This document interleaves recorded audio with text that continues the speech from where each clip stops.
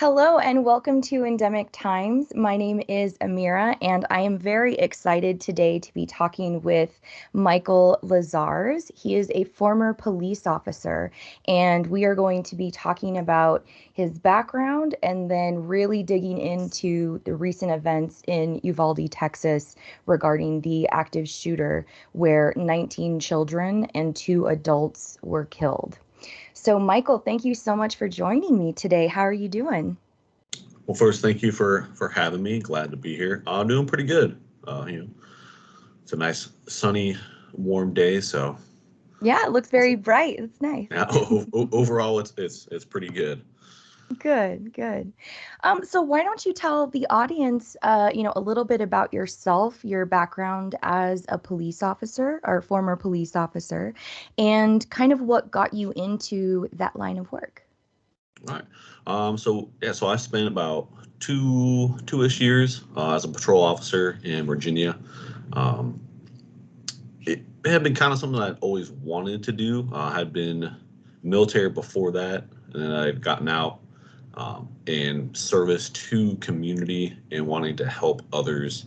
Um, Especially usually you call the police when it's not your best day and you don't have like any other option and you're reaching out to them kind of for a solution. Hmm. So I really wanted to do that. And then I went to the academy, got hired on everything. Went to the academy. It was about 7 months or so long. We cover tons of different things. We'll probably get into that later.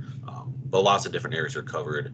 Um, and then did patrol for a while. I mean, I handled everything from domestics, shootings, stabbings, robberies, assaults. I mean, pretty much you name it.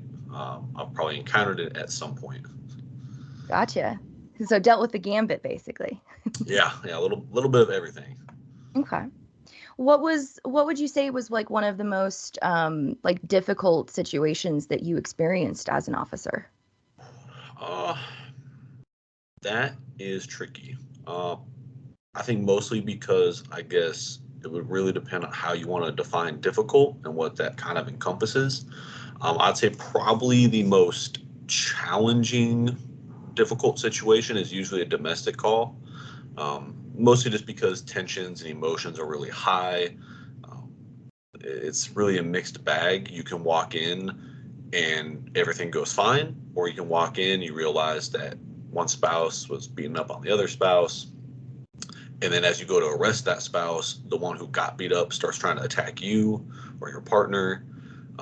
So those are always really tricky. I know right before I got on the department, I think like a year or so before, an officer actually was responding to a domestic, was getting out of his car and got gunned down by uh, the offender who Mm. essentially popped out of the house and just started firing at the officer.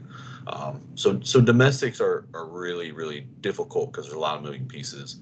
Um, say other than that, probably say the most next difficult would be any time that a weapon is involved other than your own, just because, depending on the situation, if it's a knife, um, I mean, a lot of people think that there's a lot of reaction time, but if the person's more or like within 21 feet, that's still a deadly range. They can Mm. easily run at you and stab you a few times before you're able to draw or do anything or diffuse the situation. Obviously, anytime that there's another gun involved and the person either was in a shooting or could be involved in a shooting, that's also obviously very dangerous because you have to make that split-second decision.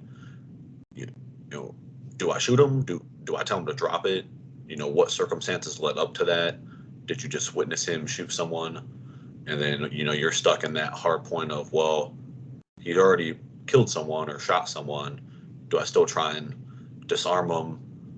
By doing that, do I put myself and others that are in the area at more risk? Because what if he runs? So yeah, I'll say probably domestics, and then people with weapons are probably the most difficult, just because of the logistics and just a lot of things, a lot of split-second decisions that go into figuring out what are you going to do.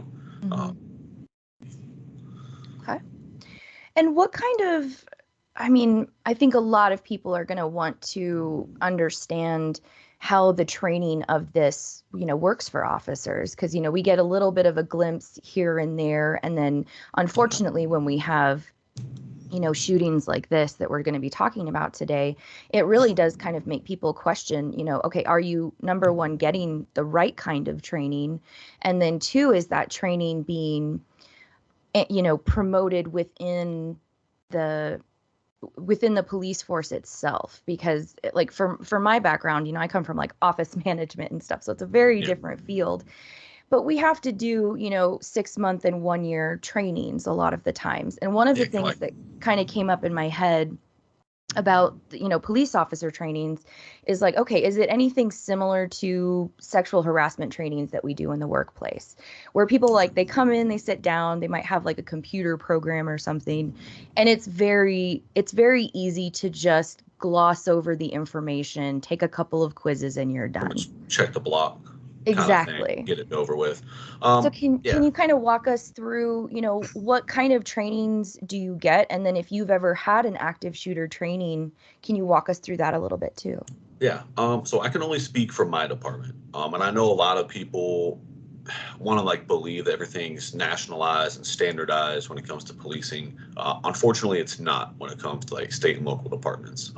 Usually, each state, um, like Department of Justice, will set out a standard of qualifications that you have to hit when you're in the academy. So it'll say you have to score 80% on all your written exams or something.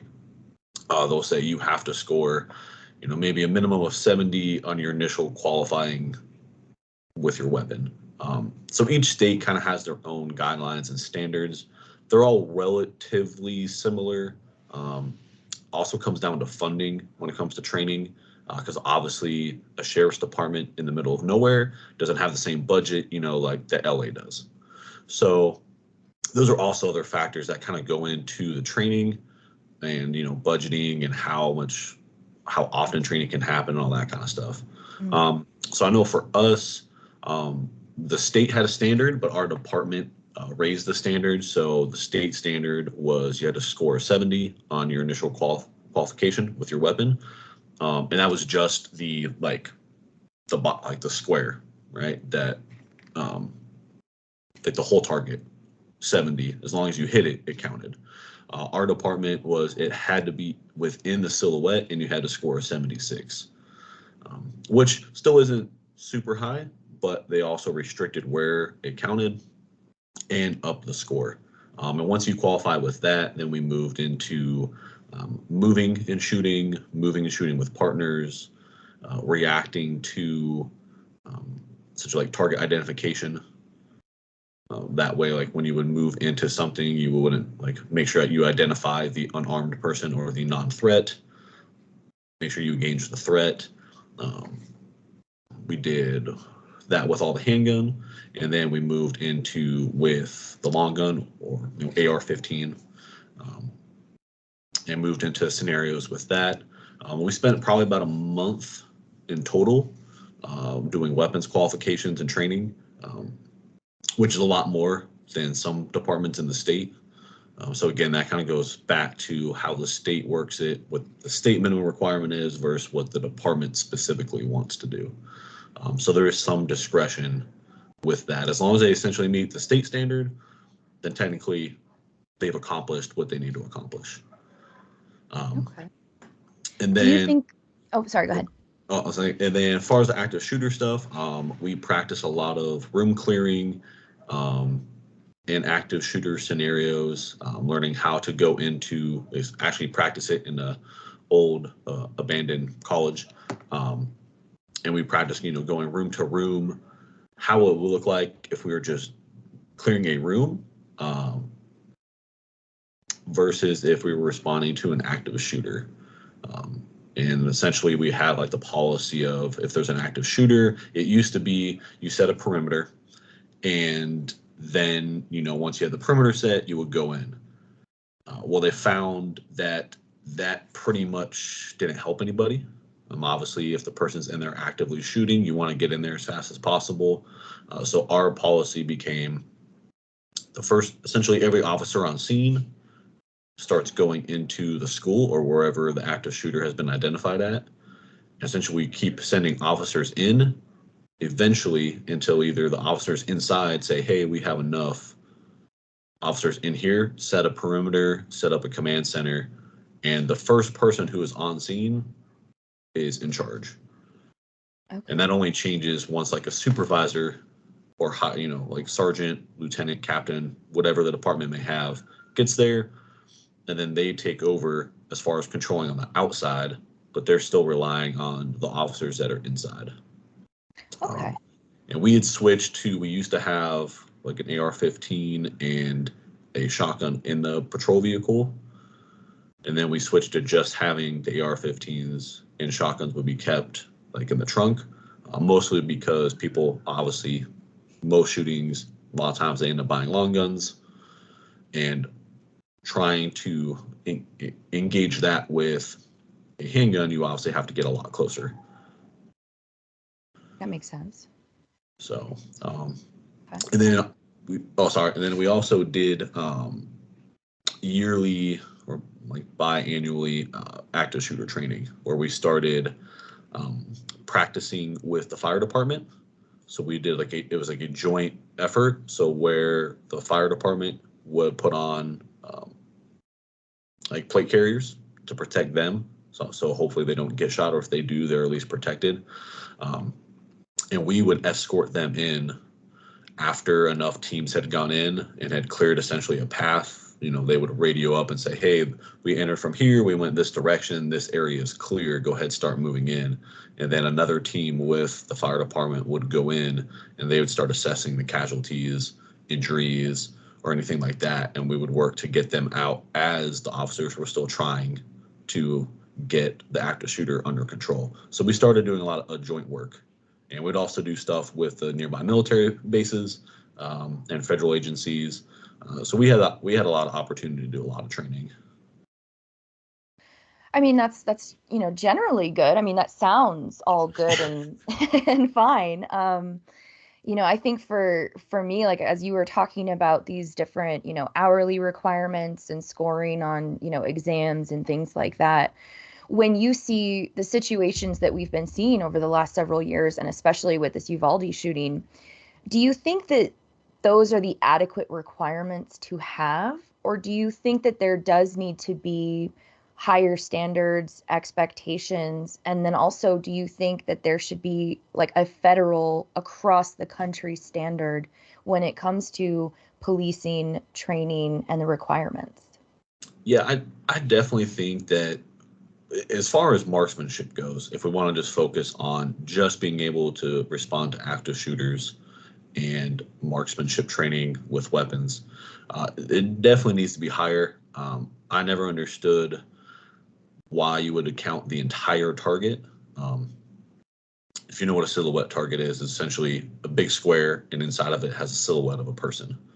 Okay. So any department that would count the whole target doesn't make much sense to me, because you're only actually going to stop the threat if you hit the silhouette, which simulates the person's essentially head and torso.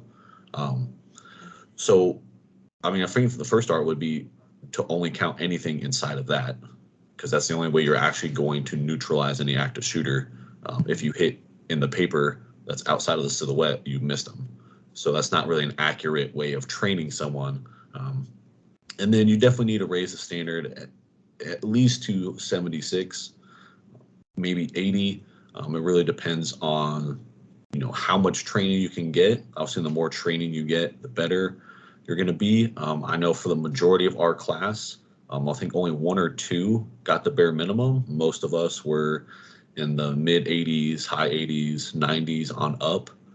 We also had a lot of former military in my academy. I think half of us were former military. So that probably played a factor as well. And then, I mean, as far as response goes, I'm not sure how Uvalde response works. But I really think that it should be a standard across the board. Honestly, I thought it was a standard that you just go in until the threat's neutralized, and then you worry about setting up a perimeter later. after you have enough officers to handle the threat. Clearly, either that is not the case or it is the case and they just failed. But I know we're going to get to that in a little bit. And as far as a national standard, I've said for a while that there needs to be one. I wouldn't say nationalize the police because that could pose some problems. But there definitely should be a standardized, this is what needs to be taught as far as tactics go, as far as weapons proficiency, as far as response to active shooter, responses to domestics, any type of scenario. And you can leave the state and local law teaching up to that jurisdiction, which is fine, but there are specific things that are pretty much universal across policing. How to conduct a felony stop, that's universal. Mm-hmm. How to arrest somebody, that's universal.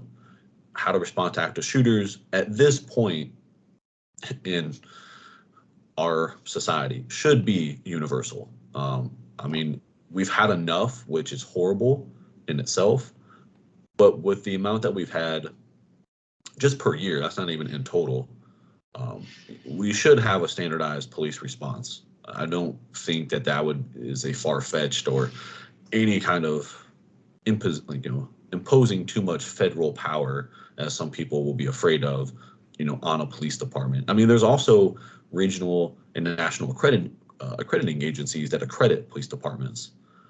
Okay. So if more departments were able to get involved in that, I don't know all the specifics of if you have to pay a certain amount to be able to get the accreditation for them to come in and do it. If that is the case, I think that's a flawed system. They should probably just do it for free and have it federally backed. But hey, if these departments are accredited, you get funding. So kind of make it like a federally funded or state funded, entity. So that way departments aren't having to pay into it essentially to get accreditation. Yeah, I think that answered all the questions, hopefully. Yeah. I mean, that's a lot of information I didn't, know before. I didn't know about the accrediting agencies either. One last question, just before we get into the Uvalde information and shooting. What kind of mental health training do officers go through, if any? So responding to a mental health situation? Okay. Yeah. So again, unfortunately, I'm going to go back to it really depends on the department, the funding, and a lot of that stuff. So that, unfortunately, that's kind of how lawyers love it depends. That's kind of the police version of it. It depends on the jurisdiction and funding. I know we had opportunities to go through crisis intervention training, which was a 40-hour course that you learned from the community health board. They brought in licensed social workers or licensed clinical mental health professionals, and they went over all the different types of mental illnesses, schizophrenia, bipolar, depression, all the different ones that you can have. And then we also had to take a written test. I won't forget it. We had to take a written test. Nothing difficult, basic math, basic, spelling, easy tasks. And then we had our score. Next, we had to take it while listening to what essentially a schizophrenic person would hear in their everyday. So we had to listen to it while we took the test, and we had a certain time. And I can say very difficult to complete the test, even though I had just completed it. So we got exposed to kind of some of the things that they would hear, what they might be feeling. And then we also had the rest of that course was some written tests, and then most of it was scenario based. So then we had role players that would come in. We'd be given a scenario, you're responding to report of X, whatever it may be, and you and your partner would come on scene. There'd be no weapons or anything, but it was just essentially you talking. And you would come on scene and you would get, exposed to someone who thought they were Jesus, someone who was hearing voices. And I thought it was really great because you learn how to de-escalate the situation. You learn how to kind of notice the cues that someone isn't in the right mental state, which can be confusing if you never experienced it. I got to do it about 8 months after being on the department, which I thought was probably better, only because I understood it more. because one of my very first calls was a 16-year-old had a knife to her throat because she was feeling depressed. Had other ones where, the guy thought he was in the FBI and that someone was following him. It was really like dodging stuff in the back of my patrol car as I took him to the hospital. And a lot of other different mental illness situations that once I started going through the scenarios, I was like, okay, now this makes more sense. Like now I see where they were coming from. Now I understand how to de-escalate it. I know they started doing it in the academy, like integrating that training into the academy, which is also good. They just hadn't done it at the time. It was a somewhat newer program when I went through. Okay. So we got the training. I know it can be offered. I'm just not sure how. It'd probably come down again to, do they have enough funds to afford that training? Or they could just start it with their own mental health board, or the state mental health board could easily develop a training curriculum based off the one that we had or similar ones and implement that, especially since I think a good percentage of calls involve someone who has some type of mental illness or is having some kind of mental break. Not always, but especially, we've seen how mental health care in general in the healthcare system kind of fails a lot of people. So. Well, that's been a big, outcry, I think, over the last several years of people talking about the difference between, policing and what that role should be, and then the mental health provider. So like social workers, and doctors and nurses that can maybe provide a better response and care to someone that's going through that situation, because, we have a lot of incidents of police officers going and engaging with someone that's, maybe they're autistic, maybe they are deaf, and so they don't know what the officer is saying and what they're requesting of them. And so it usually leads a lot of times to a heightened escalation, because, from everything you've been talking about, it's like you guys are getting training, but it's in this very, heightened state. And because you guys have weapons, you have, all of this kind of infrastructure around you to protect you, but not much for these citizens, especially if they're dealing with a mental health crisis. I'm definitely in the camp of, I think that social workers especially need to be utilized more, I think, just because we do have an increasing mental health crisis, especially in the United States. And I think these incidences are just going to keep occurring until we kind of even out, I think, the roles and responsibilities of like, where should police be and where should social workers be? And then like, what kind of assistance can social workers receive if they do from officers? Like, is there any kind of work that is done kind of hand in hand when it comes to those kinds of individuals that you encounter? Yeah. So I think first, it's when we talk about like police roles, it didn't used to be this way. So like police often would not respond to any of these things, and it would be a separate entity that would. And just kind of over time, more and more people, like public in general, want police to respond to pretty much any kind of event. I've gotten dispatched to a call because someone's 12-year-old daughter didn't want to go to school. That's not a police function at all. There's no criminality. If anything, honestly, it's on the parent. But most officers that I know would not try and arrest a parent for their student being absent. That's just not helping anybody. We've got one of my buddies got a call for a 7-year-old who was autistic, who was hitting the mom's boyfriend with a broom. Again, not a police issue. That's more of parenting, healthcare kind of system that needs to step in and help that. When we do have calls involving mental illness or anyone that is having a kind of mental break, psychotic break, whether that be drug induced or otherwise, if we do realize that, depending on the situation, once obviously we make sure everyone's safe, there's no weapons or anything involved, no one has to worry about that. Usually you have one or two people there. One is still kind of engaging with the person, talking to them, and usually we'll call the mental health board, and they essentially advise us whether or not we give them the lowdown of what's going on. They will either come out to us if they're able to, or based off what the information we gave them, they may say, hey, take them to the hospital and we will meet you at the hospital.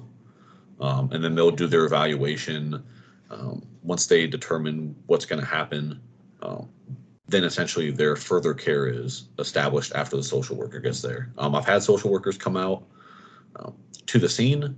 Essentially, we stay near them, like not right next to them, but kind of forming, I guess, a triangle with the social worker, the officer, and the person, just in case, you know, the person who's having this mental break, kind of goes crazy, for lack of a better word, and starts trying to attack the social worker. But obviously, it's more just to keep the social worker safe at the same time of trying to make sure to not hurt the individual. And usually once you've established that there's no weapons, you keep them in your sight the whole time so that there's no way of them like sneaking back into the house and grabbing something or whatever the case may be. There's no need to go for your gun. So I hate Monday morning quarterbacking, as they call it. But any officer who's already, frisked the person just for a weapons check to make sure they're good, already engaged with the person, the social workers there talking to them, they know there's no weapons because they haven't left their sight. Going for the gun is never an answer, especially in that situation. You have plenty of other tools. Most officers have tasers, they have a baton, there's OC spray. There you also get defensive tactics training and how to disarm them and control a person and get them into custody if need be. So there's plenty of options that you get trained with that don't require deadly force. There's plenty of less lethal options to engage in before you go for a deadly encounter. And we always did get taught that in every situation, there's always a weapon involved because you as the officer have the weapon. So you have to be cognizant about that, just to remember, hey, you may be talking to someone who doesn't have a weapon at all, but you do. So you have to always remember that every encounter, there's a weapon, regardless of if the other person has one. And that was just more of being situationally aware that you are in fact armed. You have an additional responsibility to ensure that, the escalation of force is only reasonable to diffuse the situation and then immediately back off. And we would have a lot of scenario training on that too, like how to be in the middle of a fight with somebody and, they're punching you, you're trying to control them. And then as soon as you get control of them,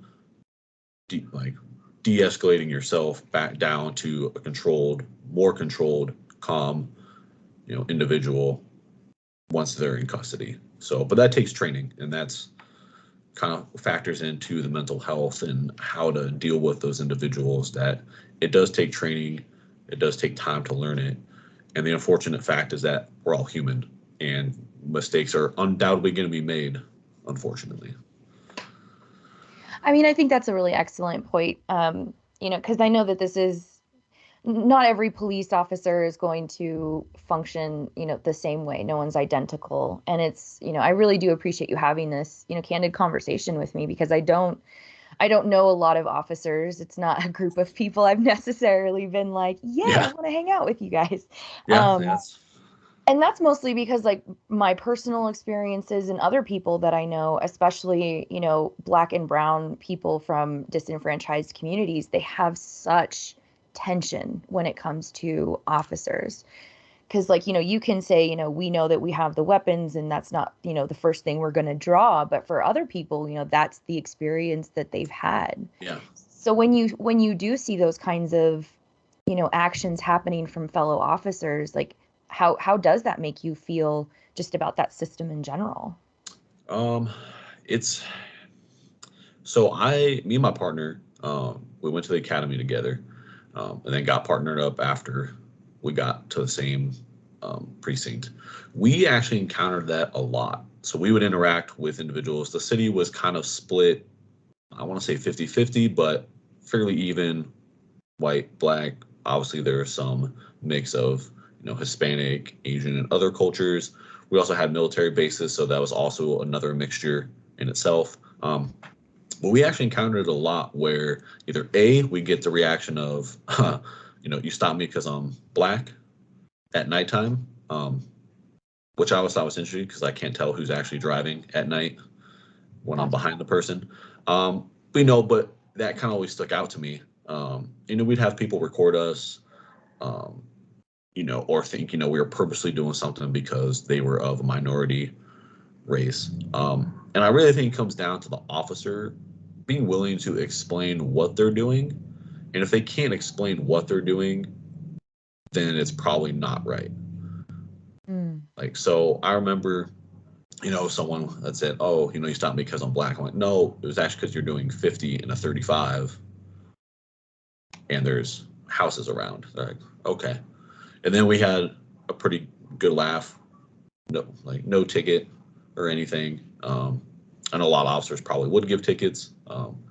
I usually went on the lenient side because I've definitely been there, understood that, sometimes you just get going fast and you don't even realize that the speed changed. Yeah. So, I mean, it comes down to that, and a lot of times I remember one guy, after the encounter that we had with him, and we're like, all right, you're free to go, have a good rest of the night. He even said, he's like, I didn't think this was going to go this way. You guys are actually pretty cool. And we talked to him about that. And he's like, yeah, I've just always, as you mentioned, he's like, I've just always had terrible experiences, with police officers. And one of them was a guy who I pulled him over. I can't remember before we pulled him over. And then, I looked down in the car and there was a gun right there. And we just casually got him out, unloaded it, talked to him about it.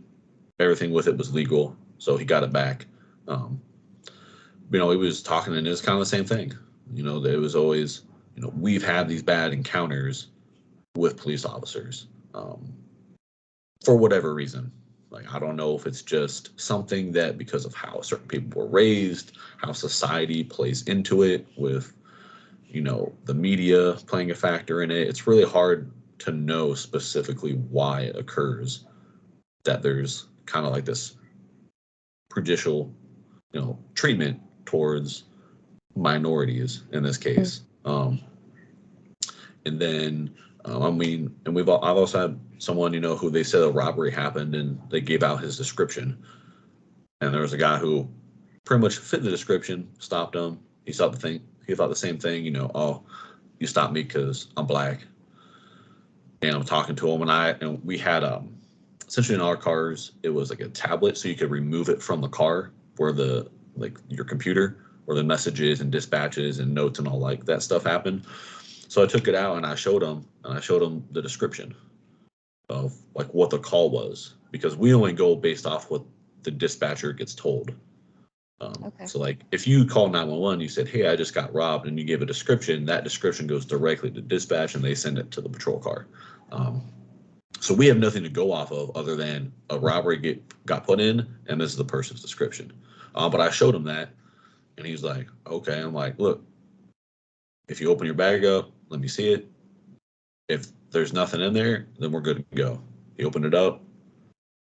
There was absolutely nothing. I think it was some clothes that he had. And I was like, cool, man, you're good to go. And, appreciated him for understanding.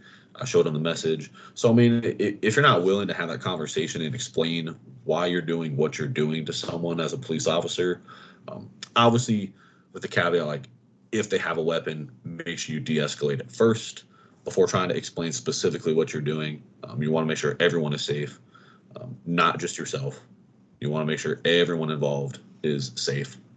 But then after that's de-escalated, there's nothing wrong with talking to someone and telling them, hey, this is why I did what I did, and having that conversation. And if you don't want to do that, then personally, I think then you're probably doing something wrong if you're not willing to explain to someone that you just had an encounter with, whether it was, arresting them or just talking to them or whatever it may be. If you can't say that, well, then why did you do it? That's my reaction. And I mean, I saw several police shootings, and I always want to believe that they were doing the right thing first. And I don't make any snap judgments until I can see all the facts. Because how the media will go. They'll post up, a small clip of an officer involved shooting, but there's no background to what led to that shooting, or if that's the whole video or anything. I remember, I think there's probably one in South Carolina a few years back, where that guy was running away and the officer shot him. Once all that information came out, I mean, like, if you do something wrong, then you have to answer for it.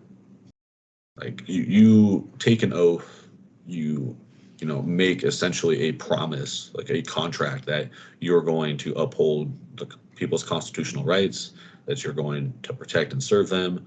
And if you're not willing to do any of those, then you probably should not be policing. I completely agree. I mean, it should be considered an honorable profession, and I mean, it seems like you're one of those good apples that we're told, is part of this bigger system.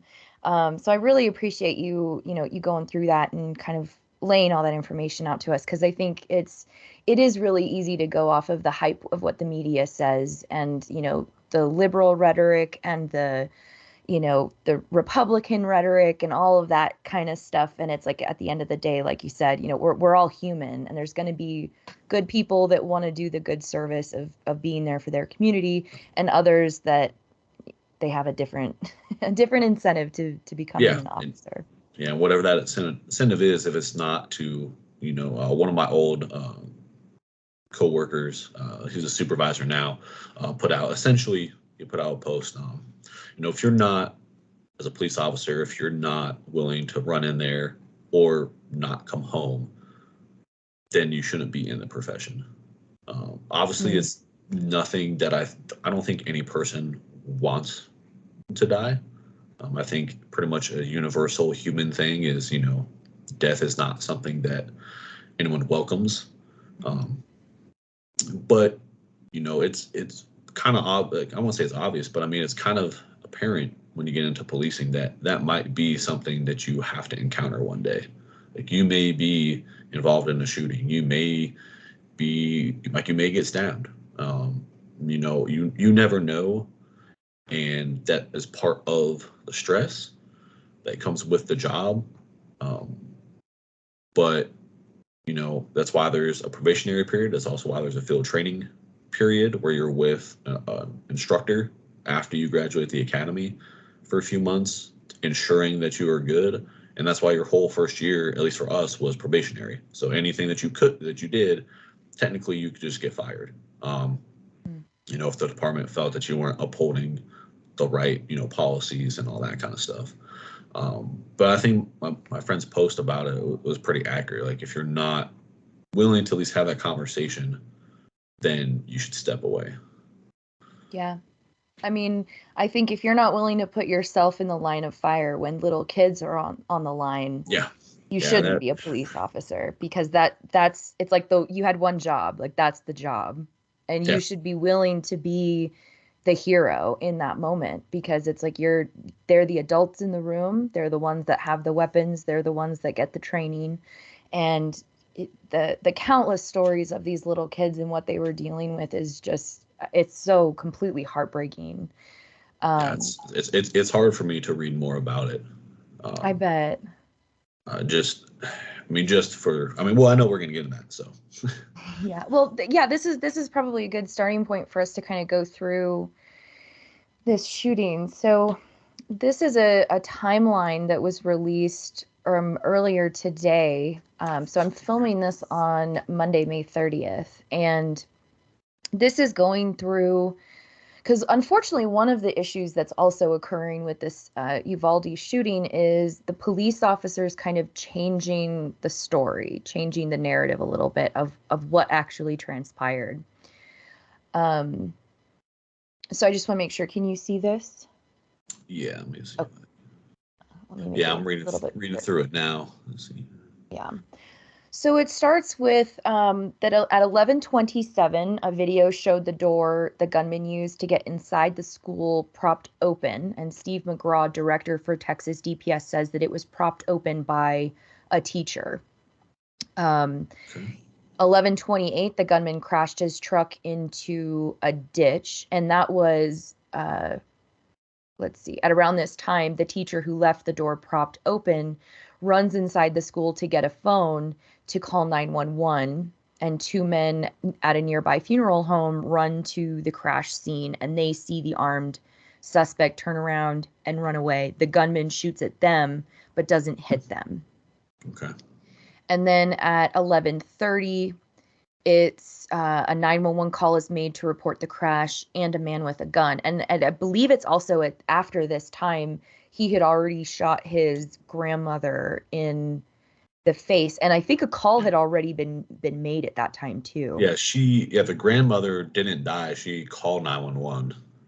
To my understanding, she placed the first 911 call saying that her grandson had just shot her and left, I believe, left in her truck. That's why they knew like what Gotcha. vehicle he was driving. Okay. Because it baffles me that this occurred at the home of his grandmother, which is apparently, I think, maybe like a couple blocks away from the school, and Mhm. then he crashes into a ditch. There's so many moments in time prior to even getting to the school that it feels like officers should have been able to have apprehend him. Or am I wrong? Yeah, I mean, it comes down to like their response time as well. I Hmm. don't know enough about Uvalde to know like its kind of geographic makeup, um, but I believe the average like nationwide is anywhere from between 4 and 7 minutes of a response Okay. time. Um, I mean, it really depends. Like if there was a police officer who was on patrol right by the school, then that would have made it even easier. Um, I also believe there was a school resource officer at the school when this all went down, unless that has been a story that's changed as well. Um, I believe that it has, unfortunately. So okay. the initial reporting was that yes, there was a resource officer on site that saw him, but that didn't engage. That was kind of the first little bit that we were told. But then I think that's where in this timeline they actually kind of retract that and change it that there wasn't a resource officer Okay. on site. I mean, even without that, I think if you look at 11:33, where it says he enters the school, and then 2 minutes later, you see three police officers enter the school. Um, Yes. through the same door, and they're followed by four Hmm. other officers. Um, and then 2 minutes later, there's another 16 rounds. So it seems that even though that like they couldn't determine which room it was coming from, I mean, my understanding is it's not a very large school, so it's not spread out over a Yeah. huge Hmm. area. It's all enclosed. So I mean, I feel like relatively it should be easy to figure out where it's coming from. And even if you only have three officers and you're waiting for more to show up, I mean, it's not ideal to split up and to just be single officers. Mm. But I mean, at that point, you have to make a command decision to just split up and try and find this person. And once one officer found him, you could immediately radio everyone else and be like, "Hey, I found him. Down this hallway, classroom, whatever," Mm. and let them know. Because I mean, it shows there. Yeah, another. Let's see. Go towards the classroom. Oh yeah, it says right. Yeah, where first three officers go toward the classroom, the gunman is with the door closed and they're Mhm. shot at and grazed. I mean, I don't want to say, you know, um, luckily I've never gotten shot at. I've been around shootings and almost gotten into shootings with armed suspects. But I mean, if you're there and you know where the people are at, and it says there's four more officers that follow, it doesn't quite give a timeline. And then at 51, which is another almost 20 minutes later, more police officers arrive. And I think right there at 12:03, there's 19 inside the school. Yeah. Um, I mean, it's a really long time, but I mean, if we go with that, there was at least seven officers in there just a minute or two after the gunman entered. Um, and they got shot at, so they know where the classroom is. They know where it's coming from. Um, I don't see why they wouldn't just go in. Um, Exactly. like That's I know you don't want to get shot. Like I get it. Like no one wants to get shot and die. Um, but it kind of makes me wonder what their response like mhm, policy is. I know we always had like one of the ballistic shields in a patrol car, at least one of them.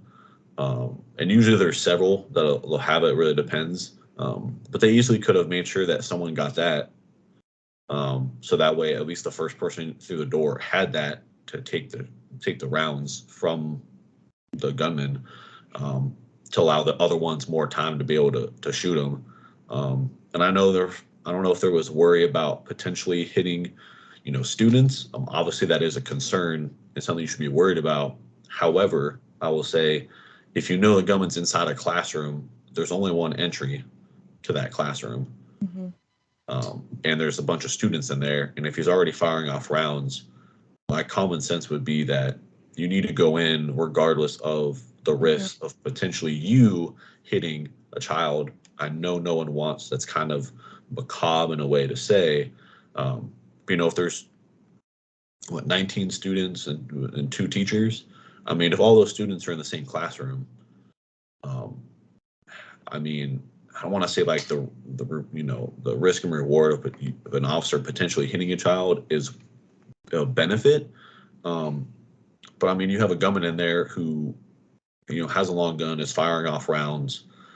You're not entering the classroom because you got shot at, and you keep hearing rounds going off. I mean, in my mind, I'd be thinking that is potentially one child after another, Exactly. or teacher who is getting shot, and who knows if they're going to live. I mean, you have no idea where he's shooting them. Um, Exactly. so, I mean, you have no idea how much time they have if he shot him in the leg. Okay, they might have more time, but you don't know that. Well, And I and mean, they were getting multiple calls from within the classroom. It looks yes, like it room is. 112 and then also 111. Um, one incident, I don't think it's listed in here, but there was one little girl that called 911 three times, and it was because she could hear the officers that were like outside, and she was just like begging them to come in and to help, and they weren't doing anything. So, like in looking at this timeline, I'm just going to scroll back up for a second.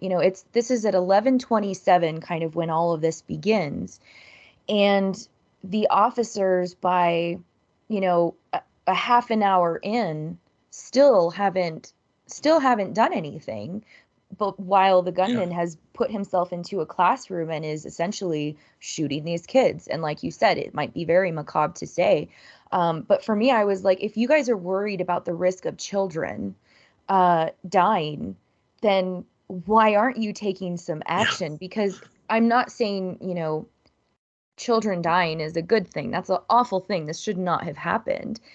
But no, I think that the lives lost would have been seriously reduced, if not completely mitigated, had the officers acted more quickly. yeah, Because all other reports say that there were children with wounds that could have been saved, that they ultimately died because they bled out and they didn't get the emergency response that yeah, they needed. yeah. I Um, mean, and you have to remember too, for children. I mean, they don't have the same resiliency. So mhm, you have, just because an adult getting shot in the leg, as long as it doesn't nick any arteries or anything, or shatter their femur, can relatively survive a decent amount of time, as long as they're not bleeding a lot. Um, we know obviously if you got to look at a child's anatomy, very different. Obviously, they're much smaller. I mean, you just mhm. have to know that any shot can be fatal.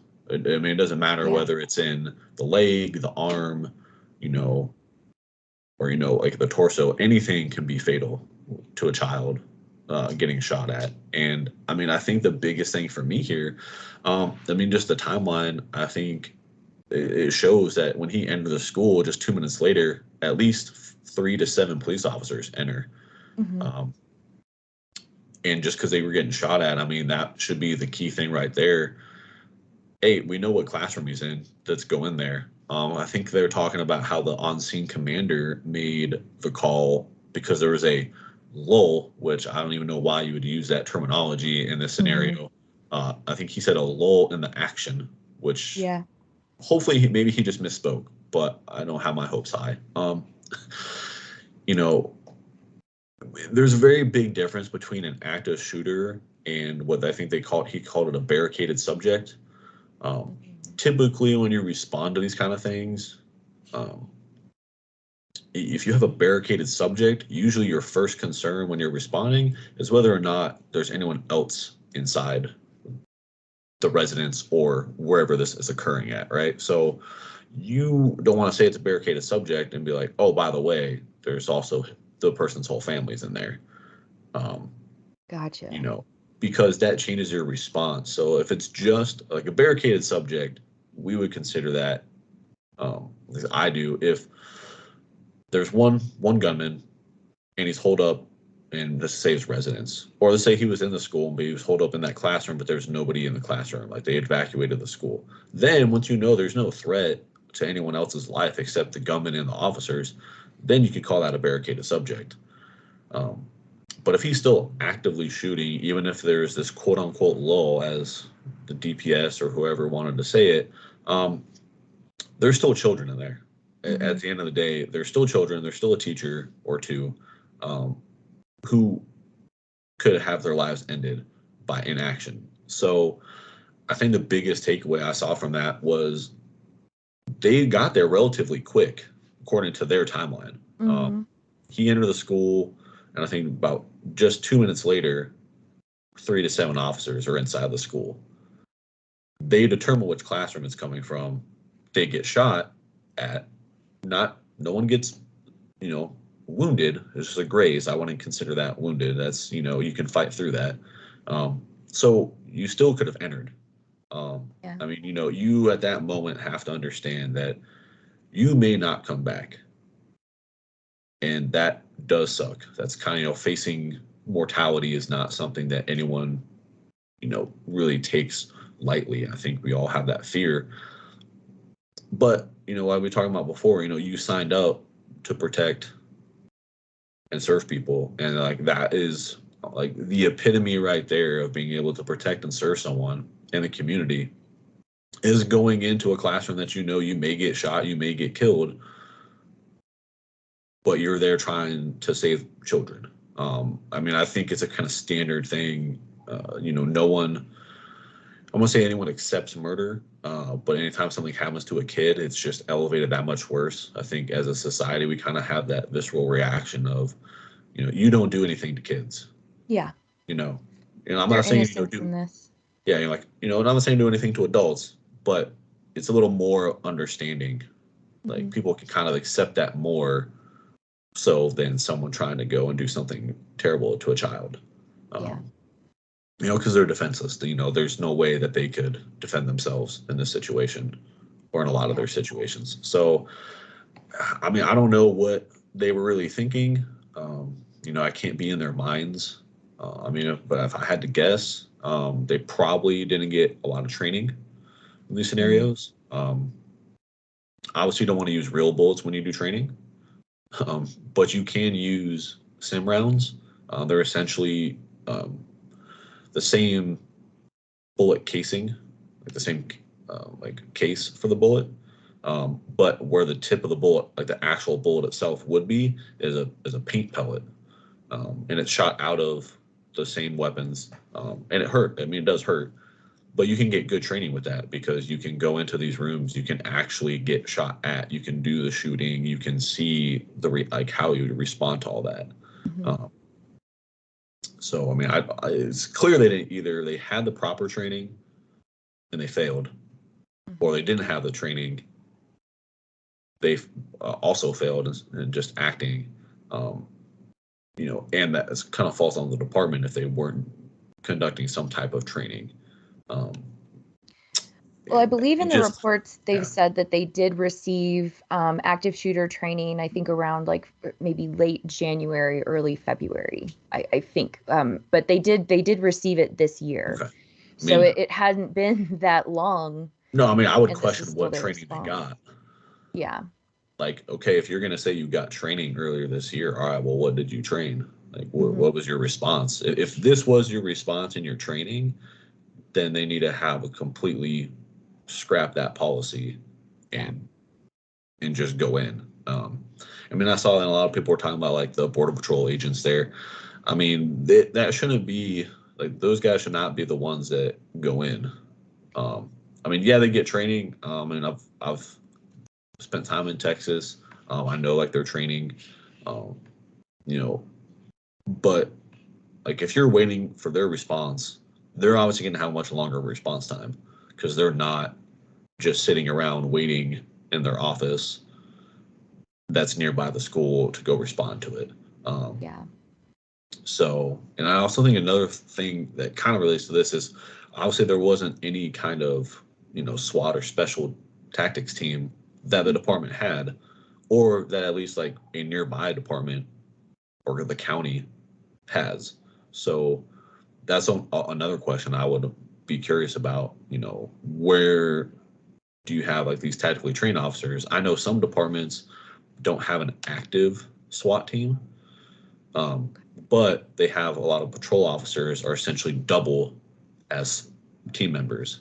So, like, if a situation like this happened, they would get activated and they would go to the scene and they would essentially take over as the tactical team that's going in. Um, but yeah, based off that new timeline, it's just kind of shocking to me that even more so that there was at least 3 to 7 officers there and they just, I mean, Did got nothing. shot at and said, ah, you know what, I'm just not going to do it. Yeah, I mean it's when we have these reports of, a parent that drove from over like 40 minutes away. So like she heard it on the news, she gets in the car, she goes there, gets restrained by officers, then Yeah, I she's saw let that. go. Then she goes into the school and grabs her kid. It's like all within that time frame. The officers What were you still. doing? Yeah. Exactly. And then what do you think about these reports of officers, grabbing their own kids, like through windows and everything? Because I Uh, heard that and I was just like, I, yeah. I'm not a parent. If I was a parent, I would have been livid. Yeah. How did that I make you mean, feel? I'm both. I mean, I'm a parent and, former police officer. So, I mean, obviously the parent in me, like me not being a police officer, the parent in me, yeah, I'm going to grab my kids. And I really don't care. I think I'd have probably the exact same reaction that a lot of the parents at the scene did of, hey, we'll just go in. Um, and the parent side of me, yeah, I would definitely go in and, and get my kids. The police officer part of that, I just don't understand their thinking. Um, so it honestly just shocks me because they're not upholding like their duty at all. I mean, their duty is to protect and serve, and they literally just protected their kids, which I get it. That's hard. Um, I, I don't know. I mean, that's It's a lot. against. Yeah, it's. I mean, I get it. Like as a parent, like you feel that on a different level. But I mean, there's also a solution. You go into the classroom, you stop the gunman. Exactly. So I mean, yes, like I agree. Get your kids out as a parent, but if you're a police officer, your first duty, as much as it may suck, is to protect the community. And you're not protecting the community if you just go in and get your kids, and then you're like, oh, I'll come back now and hang out. Because that's essentially what it seems like they were doing, Yeah. is hanging out because they didn't go in. They went in, got shot at, and then just stuck around inside the school. Because I think that timeline also showed there's like 19 officers at Hmm. one point in the school, still just outside. Yeah. So I mean, it yeah, definitely explains the parents' outrage, you know, the videos that we've seen on social media of parents just kind of yelling at these officers being like, "Move, like do something." And then the fact that these parents are like, "We will go in." Like they don't have tactical gear, they don't have weapons, and they're willing to put their lives on the line for their children and their children's friends because that's ultimately what this is. It's a school, it's a community that's yeah, just been completely devastated by this inaction from the officers. And it seems it's one of those areas where I'm like, I'm very uninformed when it comes to, you know, how police officers, you know, work in the internal part, how they're trained, and then the response of everything. When it came to, you know, what was happening on the ground, and you talked about, you know, tactical units and things, you know, we were all given these visuals at, you know, protests when it came to George Floyd, and countless other, you know, innocent people that have been killed by police or yeah, brutalized by police. And at those most of the time peaceful protests, you know, we have these full on SWAT, you know, helmets and the face covers and like, you know, like you mentioned, the shield. ballistic shields and things like that. I think for myself, and I think for also other viewers, it's you guys are not you, but you know, the Yeah, I officers are know. willing to do that for protesters that aren't exhibiting any type of violence to them, but they don't have that kind of quickness to act and willingness to be on that front line with their shields to go in and do the job when it's an active shooter at an elementary school. Yeah, it's yeah. It just kind of blows my mind. I mean, they're two separate tactical units. Like one is True. the riot Hmm. team, essentially, one's a SWAT team. But I mean, the same principle. I mean, you get activated, you get activated.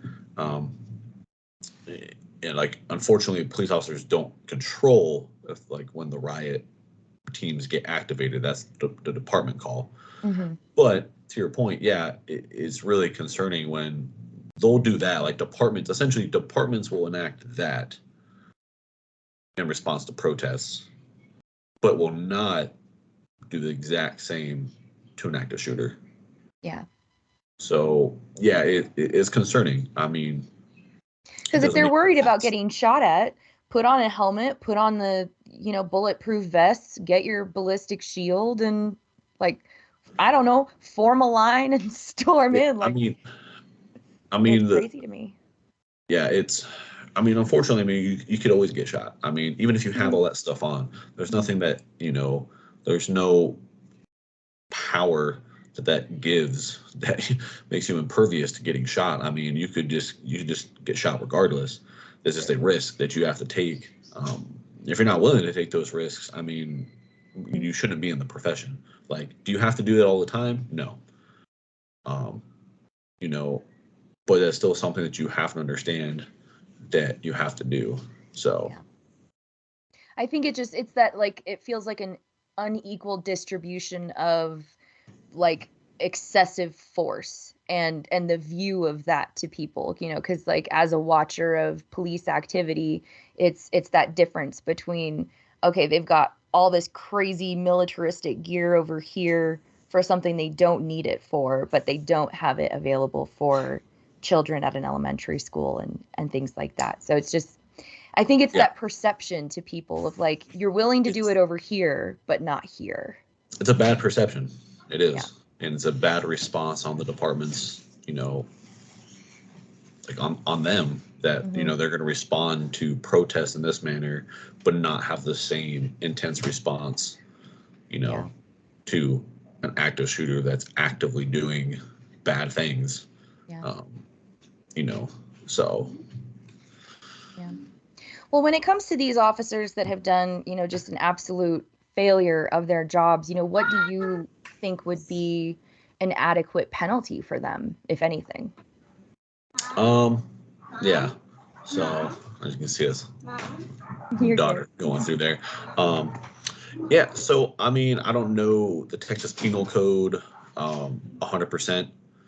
So obviously, like, we'd have to look into that, like, what kind Yeah. of, you know, charges could you potentially bring up? I think, besides criminal, if we want to just focus on department restrictions. I mean, easily, I don't think the department itself should do one, and I don't even think that Texas Department of Public Safety should do the investigation. I think it should be done by either, you know, the FBI or, you know, ATF or a federal agency who has no, you know, personal, you know, gain essentially from this. You know, if a Texas entity does it, you know, there is still kind of that perception of, well, you know, it's the state of Texas or some other locality in Texas that's doing it. You know, they're going to want to make them look good. So I think you need to have an impartial investigation get done. Yeah. And I think depending on the results of that investigation, you know, if you can prove, and I know you kind of know this, unfortunately, it's not about what we know, it's about what we can prove is done. But I think if they can at least prove that there was some type of negligence, which I think is be a fairly easy thing to establish. If there's some type of negligence on the officers who responded, then at bare minimum, you know, they should be fired. Yeah. I know some people may think, oh, you know, it's this one-time thing. We know, unfortunately, that one-time thing cost 21 lives. Yes. So, you know, some people may say, oh, they should get retraining. Well, you know, they had training just a few months ago. I mean, literally just a few months ago, and this is what the result was. So I think at the bare minimum, you know, they need to be fired and essentially not be able to be hired again as a police officer. I agree. They need to essentially be barred from being able to become a police officer in some other jurisdiction, you know, whether it be state, local, or federal. You can find another profession. Yeah.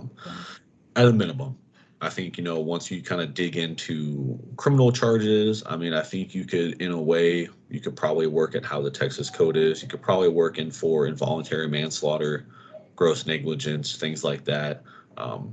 Because, I mean, at the end of the day, yes, they were not the cause, at the causation part of the children's death, but they also didn't act to prevent Yes. that. And that is their responsibility as a public, you know, official or, you know, peace officer, is their duty to the public, and they essentially failed that duty. So, I mean, I think you could probably bring up some criminal charges, if not for the specific officers, maybe for the department in general, like the supervisors that were on the scene that essentially kept that lack of response going. But I think firing and barring from rehiring in any police department is an easy one. I think you could also easily go after all the officers that were at least inside the school. I can't really say for outside the school, but any officer that was inside the school and didn't act, I think you could easily go after for a civil lawsuit, because again, they failed to uphold their basic constitutional obligations. You know, they have an obligation to protect and uphold specific rights for people. I mean, you can easily go with life and liberty right there are immediately taken away. Then you also have someone who's committing a criminal act, multiple homicides, and they're not doing anything. So, I mean, I think, you know, easily firing and not letting them become police officers, I think fairly easily they could be charged criminally. I mean, intent would be difficult to prove that they purposely, with malice and all that, did not want to act. I'm sure any good defense attorney would probably be able to argue some type of, you know, fear, death, or some kind of argument. But I mean, at least involuntary manslaughter at a minimum, or, you know, conspiracy, because they essentially played along with it. They didn't do anything. Yeah. And then civilly, I mean, I know there you can't put a dollar amount to any child's life or anyone's life, especially a child. But I mean, the families deserve some type of compensation in some fashion, Yeah. at least in some way, because I mean, they lost, you know, everything. I mean, Yeah. if you're a parent and, you know, even if you had two kids and one died, I mean, you're still losing a huge piece of your life. And if you only have one child, I mean, that's huge. That's, I mean, utterly devastating. Yeah. I mean, any loss of life, but I mean, you know, any parent who has, like, this is their child, and, you know, they're a few years, you know, 5, 6 years old, and just in a blink of an eye, it's gone. I mean, there's no amount of monetary compensation, or honestly, even criminal or civil charges or anything that's ever going to make any of this better. Um, Yeah. but I mean, something has to get done. But I think, firing, barring them, and at minimum a civil lawsuit is the bare minimum that should be done. I agree. I mean, a lot of people would say, like string them up, we're done kind of thing. And it's like, we live in a civil society where, we have to follow the laws and we have to follow the rules and everything. I do think that, tensions are going to remain pretty high, I think for a very long time. I Especially do in that think community. exactly. I mean, this is going to be a life-changing traumatic event for every single person that was involved. I mean, not just the people that lost children, but the children, especially all in that school, the teachers. Oh, So yeah, I mean, those kids are can't going to need, imagine. I mean, the state's going to have to provide counselors. I mean, it's going to be Mhm. a whole thing. I mean, because I know, remember my high school did that. It wasn't an Yeah. active shooter, but a girl I ran cross country with, um, it was actually right after I left for the military. She was abducted while she was running, and then it ended up being found, raped and murdered, and that completely just devastated the whole town. Um, I mean, just sent shockwaves, and that was just one person. Um, Hmm. I mean, pretty terrible thing that happened, but I mean, it's not on the same scale of, you know, an elementary school, essentially an entire classroom and teachers that is no longer here that could have been prevented. Like, I Yeah. mean, 100%. I mean, I want to say every single life could have been saved because who knows when the first one got shot. Like maybe as soon as he walked into the school, he was able to shoot one.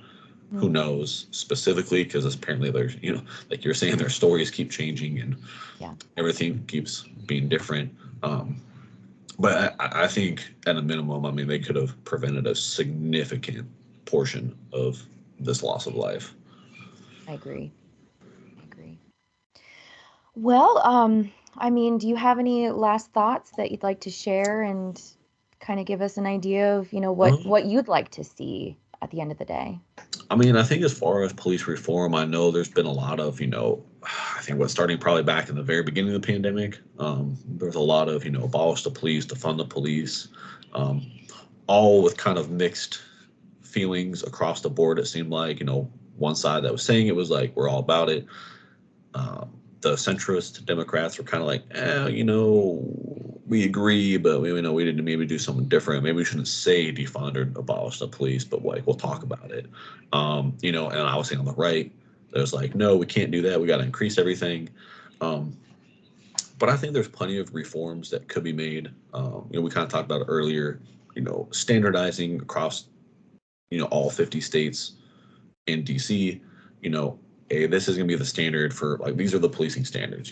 This is your weapons qual. This is how much time you have to spend at the range. So you actually you can actually use your weapon proficiently and you're not afraid to do it.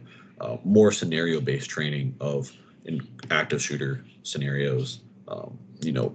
Doing room clearing, which if you know that there's a shooter in the room, that's essentially what the end of that scenario came down to is they entered the room and cleared the room by neutralizing the gunman.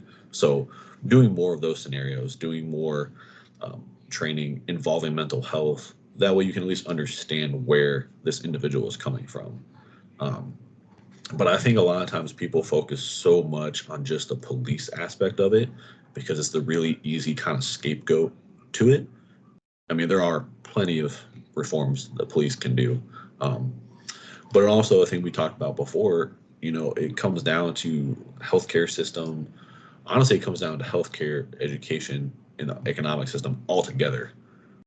Um, in this scenario, you know, it seemed like he was kind of mentally unstable before any of Yeah. this even kicked off. Um, and I looked it up because I wanted to make sure because I know we had a code for it. And Texas does under Title 7, Subtitle C, Chapter 573. It's essentially like a mental health code where the officers can take this person into temporary custody, like an emergency custody order, if they're a threat to themselves, to others, or incapable of taking care of themselves. And it lists a whole bunch of, risks and all these other kind of things. So, I mean, if this person was demonstrating that, I'm not a proponent of, hey, police come into your home and, arrest you before you do anything. But, I think if you look at kind of what happened, you see this mental instability, he goes, he purchases a rifle, he purchases ammunition. It obviously wasn't a spur of the moment thing. He took all these steps and led up to this moment, Mm-hmm. you know, to to execute. So Yeah. There definitely seems like there was a lot of failures before even the shooting, of his grandmother. There was a lot of chatter on social media platforms and things like that. It seems like a lot of systemic failures just kind of yeah. from the jump. So, well, where can people find you if they want to find your work? So right now I'm kind of in the revamping of everything, so I'll probably have to get back to you on that. Okay. But once I kind of finish revamping and redoing everything, I'll make sure to drop it in for you. I will put it in the description box below once I get All that right. done. Sounds good. All right. Well, thank you so much, Michael. I really appreciate you chatting with me today. And I wish you and your family the best, and I hope you stay safe and stay healthy. And to everyone watching, thank you very much. And just remember, we're all human, we're all on a unique journey, and the best way for us to move forward positively is to have these kinds of conversations, as difficult as they may be. Stay safe, take care, and remember to be kind to each other.